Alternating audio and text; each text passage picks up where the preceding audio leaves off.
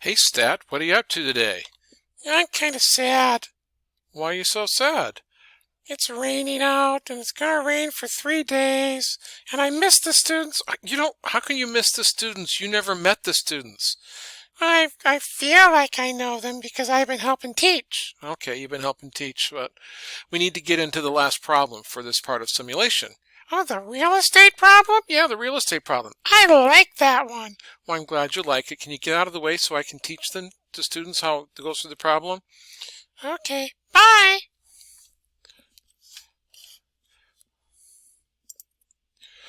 Here's the real estate problem. It's actually adapted from another case study. An investment firm is selling a strip mall. Someone's offered them $2 million for it. At least they're considering selling it. But there's a lot of uncertainty.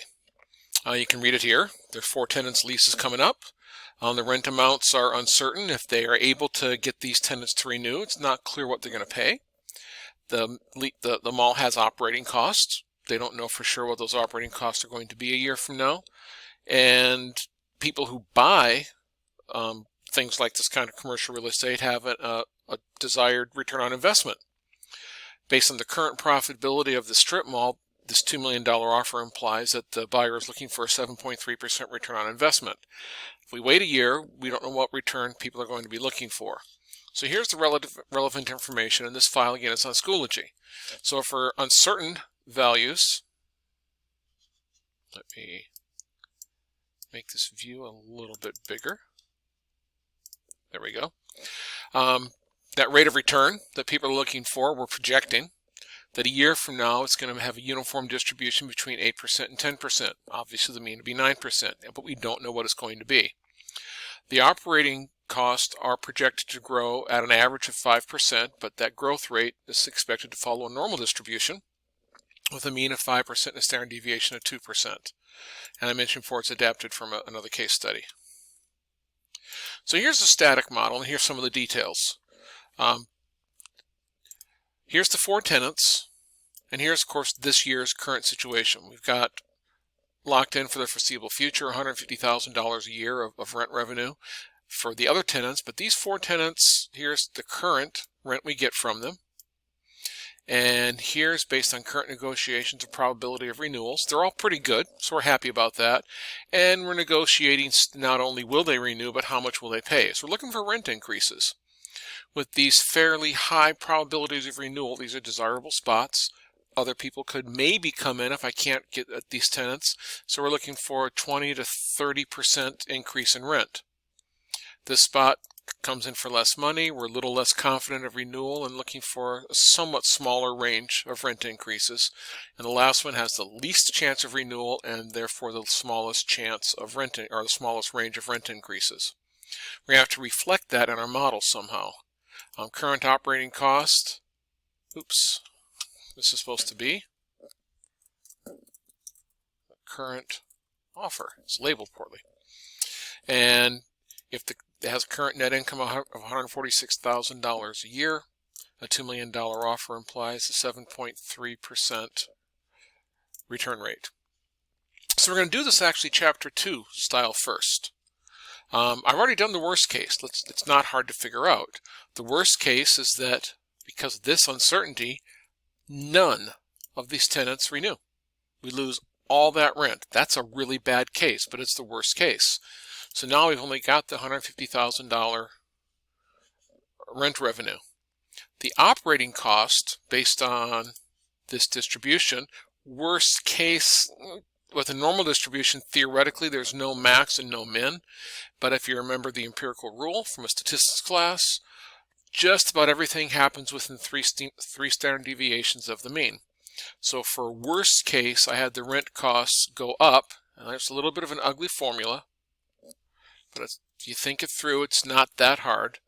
The increase is 3 standard deviations above the mean. So instead of a 5% rent increase, or cost increase, it's an 11% cost increase. Worst case for return in this range of values, 8 to 10%, worst case return to be 10%, because the bigger return they want on their investment, the less money they're willing to pay to purchase the mall. These are calculated values then. You can look at those formulas and figure them out. I want you now to jump to the best case. I'm not going to say much. I'm going to pause, you stop the video, and see what you can do with the best case. Give it some time, then come back and see what you can do.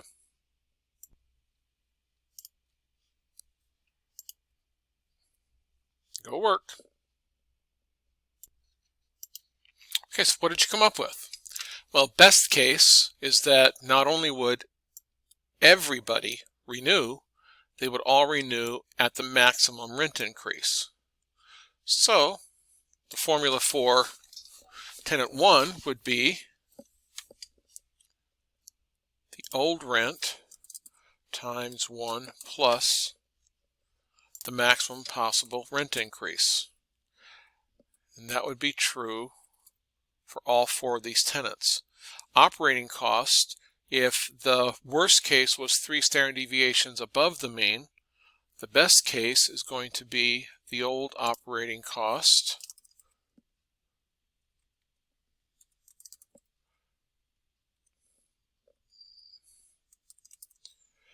times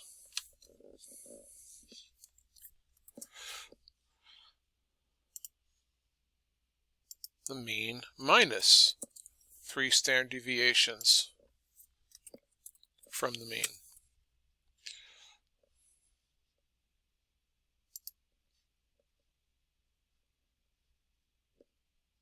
Doesn't quite seem right.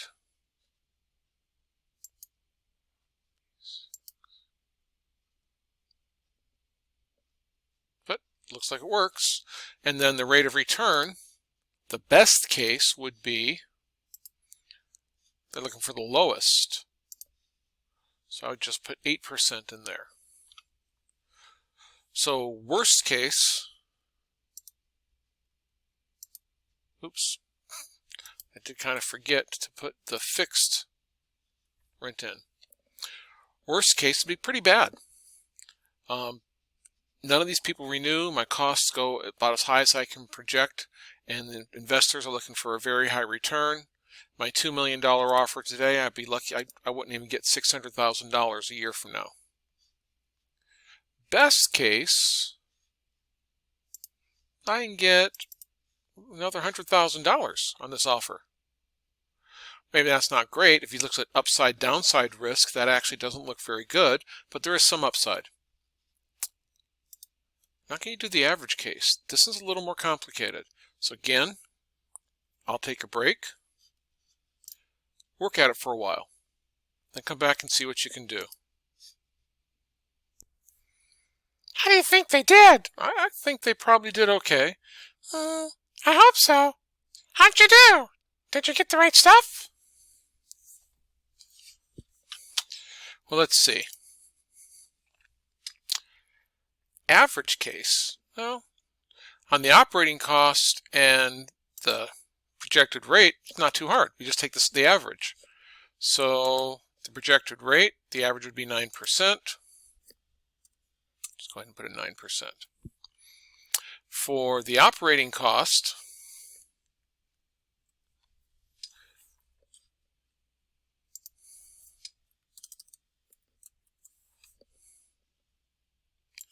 it's the 5%. By the way, you may have noticed, because I paused, that this actually, best case, it went down, not up. But if you look at that distribution, and this distribution is accurate, if we say the mean increase is 5% with a standard deviation 2.5%, you go 3 standard deviations below that, you actually get negative, which means cost actually would go down. Not a lot, but they go down instead of go up. So that's still right for best case. Oh, what about this? Well, again, the fixed part is fixed. Those people are already in. Well, the rent increase, the average case would be the average between these two values. Except we have to include that probability that they might not even renew. So first, let's get the increase. So we'll do part of it. So it's going to be the old rent times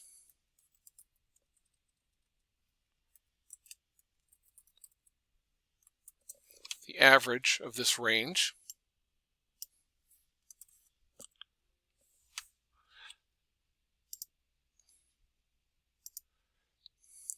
That's what it would be on average if they renew. So now I got to take this into account. We've actually got a discrete probability distribution here. Go over here real quickly.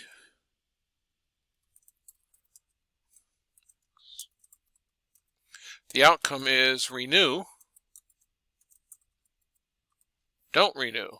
We just said X would be $37,500 if they renew. It's 0 if they don't. Well, the probability of renewal is 95%, which means the 5% chance they don't renew. The expected value of a discrete probability distribution is you can do the sum product. It's each outcome times the probability, add them all up. We have an advantage here, though. You got a 0. So I don't need to do the full formula. I can just take this value and multiply it by the probability that I get that value. So I'm going to tack on to here times the probability of renewal. So the average, the expected rent, isn't really 37.5. It's the average increase times 95% chance of getting it. We'll finish copying that down for all of those. So should you take the offer now or wait and see if things get better in a year? This isn't looking that good for waiting. A worst case is a much, much lower offer than we have now. Best case isn't a big increase. An average case is still a significant loss. But best, worst, average, we don't really see the distribution of outcomes, and we don't see the way that these probabilities interplay with each other, because they do. They're going to interact. It's not really a 95% chance necessarily of getting the midpoint of that. That 95% is true, but the probability or the rent could be anywhere in there. This range of cost could be anywhere. What if I have 2 tenants that renew, but costs are low and the return rate is low? Simulation is how we address all of that. So let's slide over here. Let's take the parts that we probably already know how to do. Simulating these two. Because we've got the distribution, we got the uncertain values. So the projected rate, we talked the very first simulation video about how to use a RAND between to get that kind of range. There are other ways to do it. So I'm going to do it with the RAND between for a moment. But I want 0.1% for now. So this seems kind of weird. I've got to go over here, multiply this by 1,000. So you're going to look at this and think, what in the world is he doing? And then divide by 1,000. That way I get 0.1%. Since my inputs were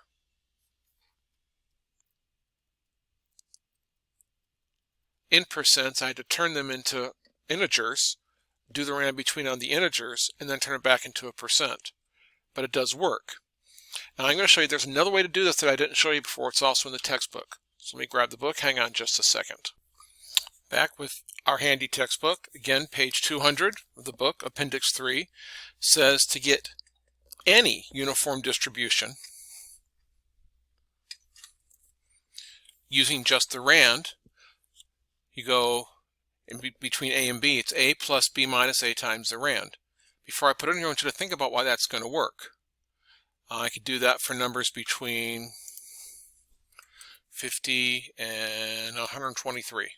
This says that if I take A plus B minus A times rand.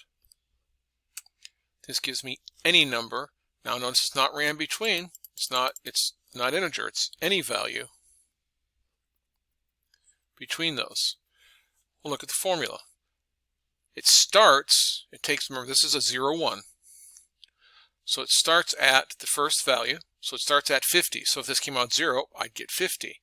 And then it says, well, what's the distance between your two values, b minus a? So if rand is 1, it would be 123. So as long as rand is between 0 and 1, this value is going to come out between 50 and 123. If I want percents,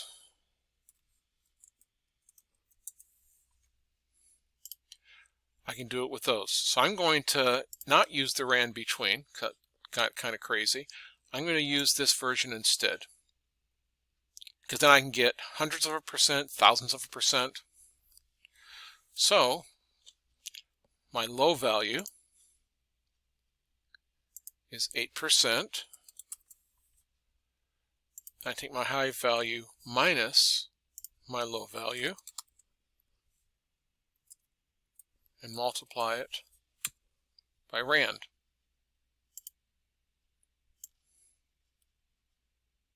Oops. So that part's working. Now, the new rand, notice I added columns here just to make our lives a little easier. I could do this all in one big ugly formula, and if we have time, maybe I'll show it to you. But we really have two randomized questions. Will they renew? And if they renew, how much is the rent going to go up? So let's do it in two pieces. This is one of those probabilities. If rand is less than or equal to 95%, say yes. Otherwise, say no. Again, I'm going to stop for a second. This part shouldn't be that hard, but go do this in your sheet. Make sure you get that part. You can see the formula up here. You can see the formula here again. And get it working for all four of these on your sheet. Okay, your sheet should look like this. And if you hit the F9 for a recalc, you'll see not only are the numbers changing over in column L, but these are changing. These usually say yes, and they should. The probabilities are 95%. If you want to kind of see if it's working, you can temporarily change these to 50% and start hitting F9 and see that those bounce back and forth between yes and no a lot more frequently. Be careful changing inputs like that, but just if you're wondering if it's working, you can do that. And I just noticed we forgot to do this one. My mistake. Remember, the operating cost increase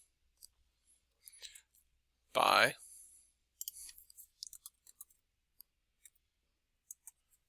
a random normal distribution. Now, I'm not going to make you stop here, but you should already think about, or should I know, what's going to go in here. The rand. And where's the mean of this distribution? Well, that was right over here. Where's the standard deviation of it? It's right there. And am I off by a parenthesis? Yes, I am. Okay, there we go. So now, the F9, we see the operating costs going across the entire range of possible operating costs. Now we get to the rent increase. You should have the operating cost working.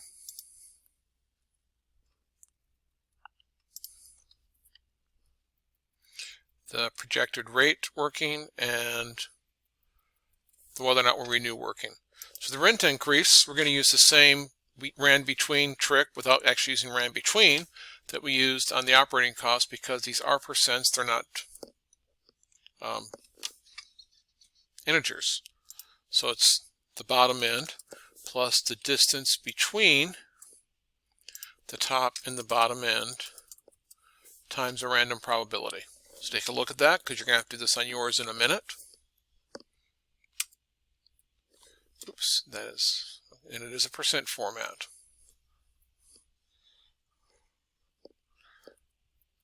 So it should be bouncing around uniformly between 20 and 30%. Now we have the same problem though. That's not necessarily the rent increase if we don't actually have rent. So we get to the new rent, we'll do both these, and then I'll pause, let you go do yours. So the new rent depends on this. If this is yes, the new rent is the old rent times 1 plus the percent increase. Otherwise, the new rent's 0. So again, take a look at that and see if that makes sense. We've randomly found a rent increase, and then we've said, well, if it's yes, then increase the rent by that amount. I'm going to do it actually backwards down here, because the problem with this, actually let this go, hit a few F9s until I get a no up there.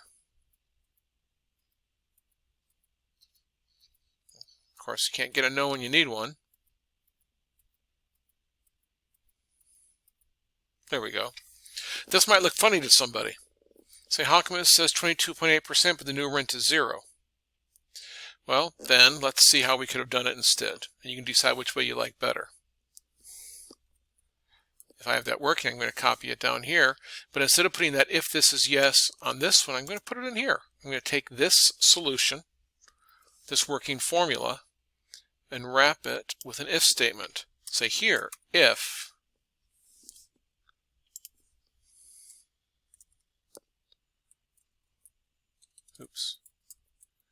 that's yes, then this is the rent increase. Otherwise, the rent increase is 0. And then say no matter what,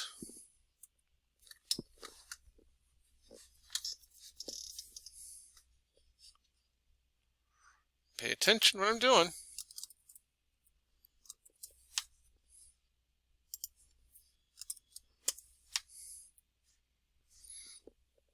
And let's do a few more F9s. I want to get a no on the second one. There we go. Well, that doesn't really quite work either, because it's saying there's no renewal. Why is there rent? So if I'm going to do this, I actually have to use the if statements on both. If this is equal to yes, then do the increase. Otherwise, it's 0. So I'm going to lower these percents to 50-50 just so we can see it work.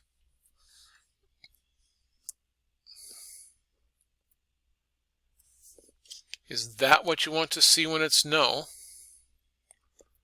Or is this what you want to see if that's no? Well, unfortunately, because it requires extra formulas,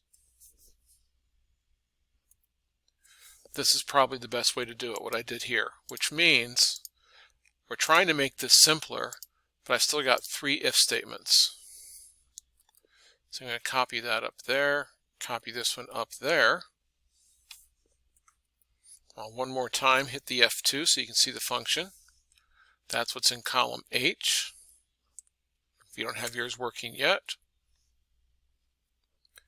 That's what's in column I, if you don't have yours working yet. Now again, stop the video, get all of them, finish it off in yours. Yours should now look something like this, not exactly like this because it's all random, but something like this. And all I need to do is get these rents over into here.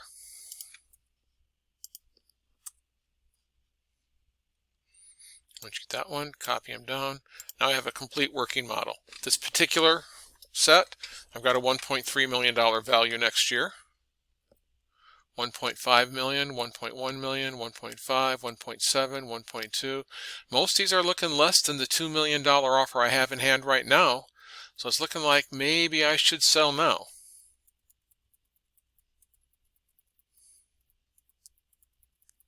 But that's just looking at it. We haven't done the statistical analysis yet. Now, I mentioned, and you may think that this really wasn't that much better because I had to use if statements. Just for a moment, let's make this really big so we can see it. Since I had to use if statements in all three places, see, this really wasn't that good. Well, you might be right. I said it could all be done in one formula. So while you were taking a break, Stat snuck over here and did it that way. Yeah, show mine. I'm going to show them yours.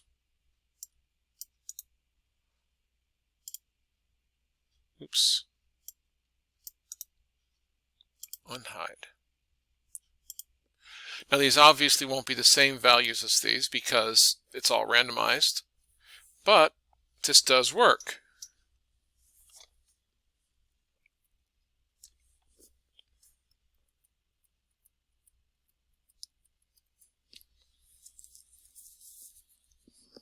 Can they know it works? Show them my formulas. Okay, I'll show them your formulas. It's just a formula stat because you just did it with one. So you may think this is actually simpler. Lots and lots of parentheses in here, but it only has one if statement. So I'm going to actually put some spacing in here. Excel does allow you to do that.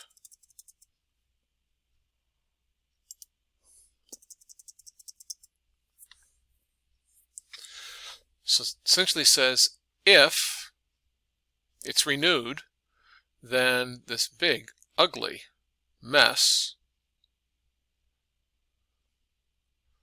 or it's the old rent times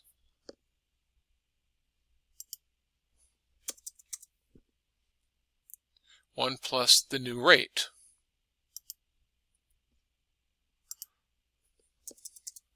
So you can put spaces in here just to see what the parentheses are doing if that helps you. So if it's renewed, the new rent is the old rent times 1 plus the new rate, otherwise it's 0. Whether this is better or worse than doing it in 3, it's really up to you. You can do it either way you want, but you should have a working model that gets, and is it working? Well, as you're hitting F9, you will notice that most of the time that market value is less than the current offer. That shouldn't be a surprise though, because the static model said best case was only about $100,000 more than we currently have. Worst case was quite a bit lower, and the average case was only about 1.7 million. So that's where we'll stop with that one.